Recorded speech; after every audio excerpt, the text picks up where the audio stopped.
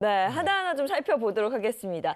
한국인 밥상 속 건강 도둑입니다. 자, 그 첫 번째부터 보시면 과일이구나.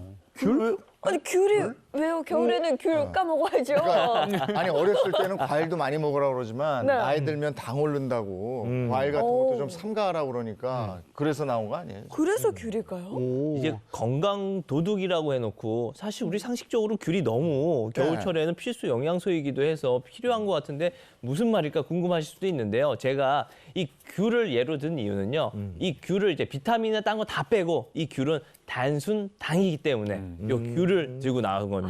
단순당, 한국인의 밥상 속 건강 도둑 귤 사진 위에 그럼 제가 노단순당이라고 한번 붙여보겠습니다. 단순당이 놓으면 그럼 뭐 복잡한 당은 뭐 그러니까. 꽤 궁금하네. 그러니까 우리 일단 단순당이 위험한 이유는요. 말 그대로 단순당이잖아요. 네. 들어와서 빨리 흡수가 돼요. 흡수가 빠른 만큼 그만큼 더 많이 찾게 되고 사실 에너지원으로 바로바로 많이 사용이 되지만 많이 먹게 되면 체내의 축적이 그만큼 잘 됩니다. 지방 형성을 많이 하게 돼요. 그래서 당뇨를 유발을 할 수가 있거든요. 그런데 왜 하필 귤이냐? 지금 겨울철에 우리가 제일 많이 찾아 먹는 게 귤이잖아요. 그렇죠. 이 시기에 제일 많이 먹게 되는 게 귤이다 보니까 귤을 예로 들게 됐고요. 또 귤이 이 단순당 함량이 엄청 높습니다. 그렇기 때문에 좀 주의를 해주십사 하고 이렇게 귤을 들고 나오게 됐습니다. 아니 겨울철에 뜨끈한 방에서 요즘에는 좀 난방비가 너무 올라서 하여간 거기서 귤 이렇게 까먹고 그 재미가 요 맛이 있는데. 있는데 네. 야 그리고 귤은 한두 개 사지 않아요. 왕창 사죠. 보통 이렇게 뭐 상자로 사죠. 사거나 이만큼 보따리로 사죠. 아니 그리고 우리 어머님들이나 아버님들 옛날 얘기하시다 보면은 나 옛날 10대 때 하루에 반 박스도 먹었어. 그래. 이런 거 자랑하시거든요. 그래가지고 맞아요. 이렇게 그냥 추울 때 앉아가지고 이렇게 귤 까먹는 거. 이거 정말 좋은데 실제로 귤이라고 하는 게 비타민 C의 보고고요. 그 속에 다양한 항산화제, 플라보노이드 성분 계열의 어떤 항산화제들 이런 거 풍부하게 들어 있거든요. 그런데 오늘 이거 좀 제한해서 먹으라고 얘기를 하시는데 그러면 몇 개 먹어야 됩니까? 이거 개수 좀 얘기해 주세요. 네. 지금 박스 얘기하셨잖아요. 네. 상자, 한 보따리 말씀해 주셨는데 사실 실제로 겨울철에 환자분들이 오셔서 단골로 하는 질문이 있어요. 제가 당뇨인데 귤을 먹어도 되나요? 라는 질문이 사실 한 우스갯소리로 한 커뮤니티에서는 이 제주도에 사시는 우리 어르신들이 당뇨에 잘 걸리는 이유 중에 하나가 귤을 많이 드셔서라는 얘기도 있거든요. 그만큼 사실 귤이 단순당이 많은데요. 보통 당뇨 환자분들 같은 경우에는 저희가 이제 권장량은요 하루에 작은 글 2개 정도. 작은 귤 2개요? 너무 야, 서운한데. 너무 아니 어떻게 보면 입맛 버리겠는데. 작은 봉다리 2개도 아니고요. 아니 다른 건 두 개 모르겠는데 귤은 좀 너무 작네. 그러면 만약에 귤 말고 다른 과일도 뭐 제한이 있을까요? 네, 우리 당뇨병 학회에서 권장하는 과일 섭취량이 있는데요. 사과를 예를 들면 사과는 반쪽, 포도는 19알, 수박은 한쪽, 네, 배도 한쪽, 토마토 1개, 키위 1개. 이게 이제 우리 하루 섭취 적정량이라고 할 수가 있겠는데요. 네. 사실 이렇게 지키면서 먹기 힘들잖아요. 그럼 포도 19알 마시면서 먹긴 그러니까 그러면 간단하게 측정할 수 있는 방법이요. 어느 과일이든 다 좋으니까 자기 주먹의 한 반 정도만 네, 실제 과육으로만 네, 한 반 정도 드신다 그러면 요 적정량을 딱 지켜서 드실 수가 있습니다. 제가 아까 떡볶이 보면서 눈물 흘렸던 분 사례를 얘기했는데 이제 당뇨라는 게 무서운 게 그럼 이제 과일 보면서 눈물 흘리실까요? 그래만. 그러니까요. 아니, 먹다 마는 귤 거지. 2개밖에 못 먹고 포도 19알. 너무 아쉽잖아요. 그러니까 당뇨 가기 전에 지키셔야죠. 그죠? 전 주먹이 너무 작은데 여기서 반을 먹으라고 하지. 큰 주먹도 아니고. 자, 이어서 두 번째 한국인 밥상 속 건강 도둑 한번 보도록 하겠습니다. 두 번째는 국밥이잖아요, 이거. 아니 이거 좀 국밥은 안 돼요. 왜냐면은 저희가 이거 아침에 끝나고 나면은 저희 나가서 아침으로 국밥 먹거든요. 순댓국이든 설렁탕이든. 이거는 안 됩니다. 이거 한국 남자들 이거 없으면 정말 큰일 나거든요. 이거. 아니 그리고 요즘에 저희 12살짜리 아이가 그 국밥뿐만 아니라 국밥이 결국 순댓국이잖아요. 그래서 순댓국 맛있죠. 순댓국에 좀 빠져 있거든요. 그러니까. 그래서 저는 어저께 맛있지. 우리 아들 때문에 또 순댓국을 먹었어요. 그리고 요즘 매일 순댓국이에요. 근데 이거 그러니까 그리고 요즘 K푸드 열풍 때문에 외국에서 온 관광객들이 이 순댓국 도전 챌린지 이런 거 한단 말이에요. 이거 안 됩니다. 이거. 그분이 국밥의 진심이네. 진심이시네요. 아, 너무 진짜 흥분하셨어. 국밥 그림 보시고 지금 흥분하신 것 같아요. 조금 차분하게. 아니 사실 한번 방송 가라앉히시고요. 끝나고 오늘 같이 국밥 먹기로 했어. 좀 이따 국밥 먹으면서 다시 얘기 나누시는 걸로 하고요. 지금 국밥 그림 보시고 저 그림이 나온 것은요. 단순히 이 국밥의 문제는 아니고요. 여러 가지 의미가 같이 이제 함축되어 있습니다. 보통 한국인의 밥상 하면 빠지지 않는 게 뭐죠? 바로 국이죠. 네. 그래서 국에는요, 문제는 간을 하기 위해서 여기에 소금이나 간장 등이 많이 들어가요. 그런데 우리가 이제 급하게 좀 먹다 보면 보통 이제 국에다가 밥을 말아 먹잖아요. 네. 말아 먹다 보면 평소보다 먹는 양이 좀 많아지거든요. 그렇게 되다 보면 국물까지 다 마시다 보면 여기에 사실 나트륨 섭취량이 과다하게 됩니다. 이런 경우에는 사실 나트륨 섭취 과다로 인해서 여러 가지 문제를 일으킬 수 있기 때문에 좀 피하시면 좋겠다라고 해서 저 그림이 나온 거죠. 자, 그러니까 나트륨을 조심하라. 그래서 국밥 위에는 노 나트륨입니다. 이게 단맛도 피해야 되고 또 짠맛도 피해야 되고 나트륨 섭취 단짠은 안 된다 이런 얘기. 제일 맛있는 건데 단짠. 네, 특히 우리 차 박사님이 아까 국밥 말씀하셨는데 우리 매주 같이 먹는데 네. 저 나트륨을 우리가 주의해야 되는 게요. 박사님도 항상 있어요. 밥이 나오면 그대로 먹지 않습니다. 우리가 꼭 뭔가를 타잖아요. 그쵸. 소금을 첨가하고 네. 이게 나쁜 거거든요.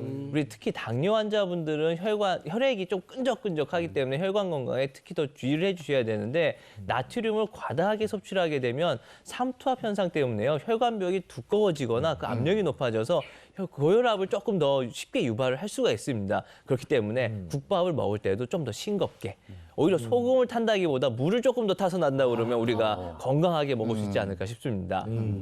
네, 많은 분들이 이 나트륨에 대해서 조금 이제 경각심을 가지셔가지고요. 한때 세계 상위권이었던 이제 한국이 점점점 나트륨 섭취량은 점점점 줄어들고 있는 추세라고 합니다. 근데 문제는요, 65세 이상이 되게 되면 전반적인 평균 섭취량은 줄어들게 되는데 나트륨 섭취량은 늘어난다는 게 문제인데요. 실제로 65세 이상 당뇨병 환자의 일일 나트륨 섭취량을 살펴봤더니 65세에서 70세 사이에 해당하는 분들은 기준치의 2배 이상을, 그리고 75세 이상은 기준치의 3배 이상의 나트륨을 섭취하고 있다고 합니다. 네. 자, 그럼 이어서 한국인 밥상수 건강 도둑 마지막 도둑을 한번 잡으러 가도록 하겠습니다. 자, 세 번째는 이거 학교 다닐 때 역사책에서나 보던 건데 그래 그때를 아십니까? 맞아. 이건 뭘 의미하는 거예요? 일단 저 선배님이 도둑은 아니고요. 네. 저 사진 속에 저 밥그릇 한번 크기를 봐보십시오. 엄청나네요. 저거는 거의 요즘 얘기하는 그 세숫대 뭐 그 수준이에요. 우리 저게. 보통 이제 고봉밥이라 그러죠. 네, 네, 맞아요. 거기다가 쟤는 넓기까지 해서 저 정도면은 요즘 분으로 하면 푸드파이터 헤비급 정도. 근데 선배는 또 정도면은 날씬하셔. 맞아요. 그 비밀이 지금 미스테리예요, 저게 좀. 네, 일단 이 밥그릇 크기가 제일 중요하다고 그랬는데 예전에 우리 선조님들이 밥을 먹으면요. 한 끼에 한 7호흡을 먹었다고 그러거든요. 한 호흡이 한 180ml 정도 되니까 한 번에 한 1리터 정도의 밥을 먹으신 거예요. 근데 요즘 이 밥그릇 크기의 차이를 보면 예전부터 이제 점점 작아져서요. 요즘 밥그릇은 제일 작은 건 한 180g 정도 된다고 합니다. 180에서 210 정도 나온다고 그러는데 그러니까 예전 우리 조상님들은 기본 우리보다 한 5배 이상씩은 많이 먹고 계셨던 것이죠. 정말 위대한 분들이셨어. 그러니까요. 아니 근데 저렇게 많이 드셨는데 아까 사진 봤지만 그렇게 막 뚱뚱하다거나 맞아. 비만의 느낌은 네. 아니잖아요, 그렇죠? 그렇죠. 네, 그래서 여기서 이제 밥그릇의 크기를 이제 보기에 앞서서 두 번째로 봐야 될 게 이 안에 있는 밥그릇 안에 있는 내용물인데요. 밥그릇 안에 내용물을 보면 이 곡물이 그냥 흰 쌀밥이 아니라 이 잡곡인 걸 확인할 수 있죠.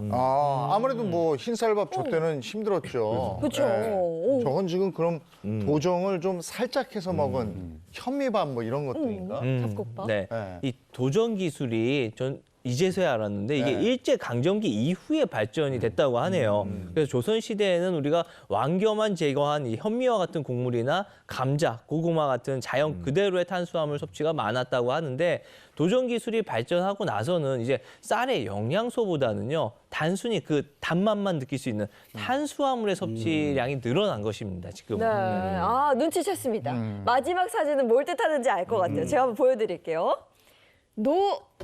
탄수화물. 맞죠? 지금 좋아하는 거 다 먹지 말라는 거.